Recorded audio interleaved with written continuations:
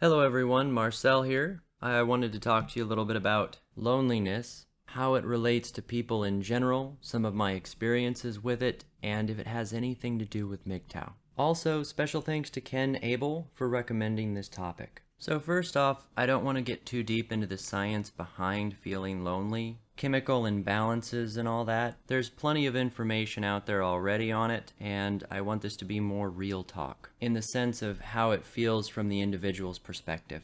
To start, I'd like to establish that there are different kinds of loneliness. The most obvious being a surface level loneliness from just having a blue day or missing your family or friends. Most of us bounce back relatively quickly from this as soon as whatever is causing it is alleviated. Then you have the perpetual loneliness that develops gradually over time from either a feeling of unfulfillment, continuous lack of success with social interactions, or even different forms of mental or romantic abuse. I will get to my own personal experience with that here in a minute. Finally, you have the gut-wrenching my world is over loneliness that comes from having lost someone very important to you or getting hurt by them.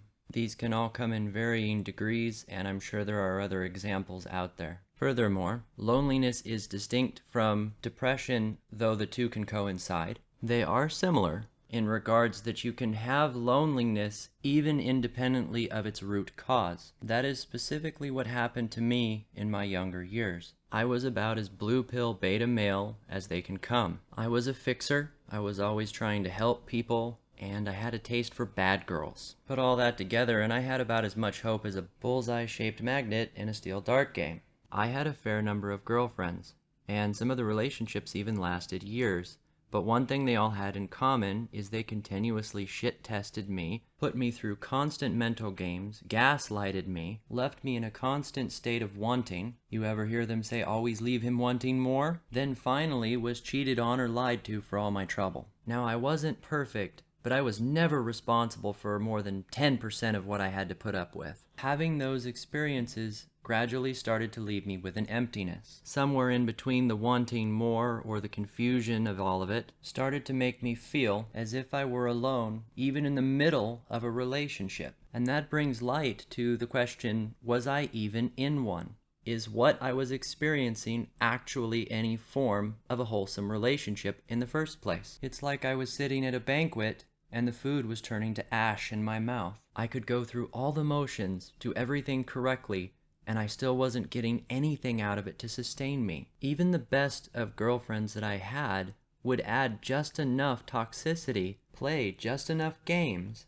that I would still be slowly poisoned. I was on the verge of becoming a shell of a man, allowing the insults, that pain, that feeling of loneliness at all times to define who I was. And that is when it happened. That is when I made a realization that the very thing they were doing to me in breaking me down, in wearing me out, was exactly what was causing me to be so lonely, to crave them so hard in the first place. You see, if a man is confident, if he appreciates and loves himself, then most of these methods that women or people use to manipulate us that are based upon the fear of being alone don't work. Destruction of our confidence and manipulation of our emotions have to go hand in hand. That is why masculinity and strength, the very things that define us, are so shamed in society nowadays.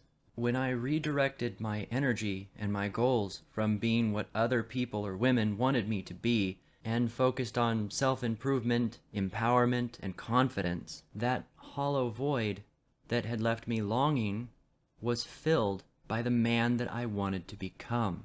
And I realized it was that I was missing the entire time, which is the very thing that they had taken from me. Now, the fact that I wanted to improve myself and define what it is to be me is entirely positive, though to understand it, it asks one more layer of reflection.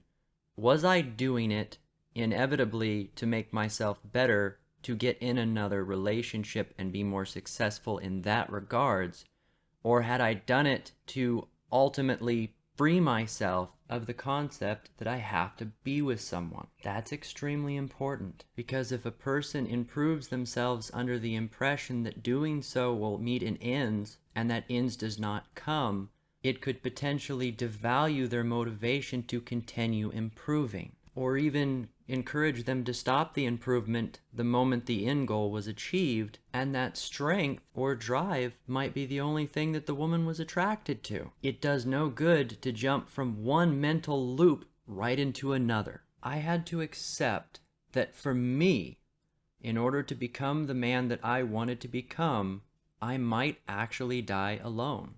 That there is a possibility that no one is ever going to love me. I had to reevaluate what I wanted the purpose of my life to be, and that is not a decision that everyone is going to be willing to make. Now, as for how this all relates to MGTOW, whether or not you see it as a movement or a lifestyle choice or an ideology, fundamentally, it is being who you want to be. Achieving the goals that you set for yourself and not allowing others to manipulate you and hijack those goals. Nowhere in that is there an expectation of loneliness. MGTOW are not TFLs. I see the loneliness that comes after the red pill rage as a residual side effect of societal programming. It's something that should not be there, but is because of how we were trained. The point of all this is get what you want from life.